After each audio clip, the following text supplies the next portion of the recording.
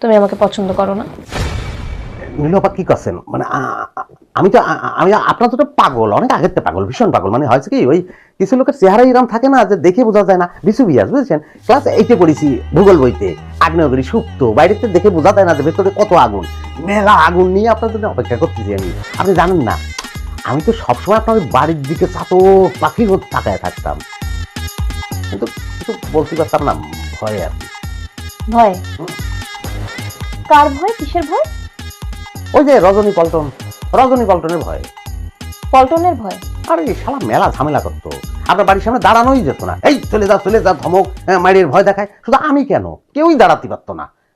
শালা আপনি একটা ভালো শিক্ষা দিয়েছেন, আমি কি খুশি হয়েছে সুইটি আপা, খুব ভালো হয়েছে। তাই? হ্যাঁ। নীলু মিস্ত্রি, আমাদের তো বিয়ে হয়ে গেছে, বিয়ের পরে কি বউকে কেউ আপনি করে বলে?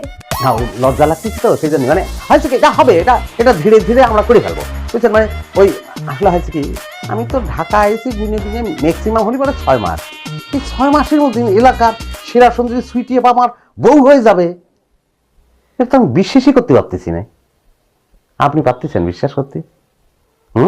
কেন পারবো না?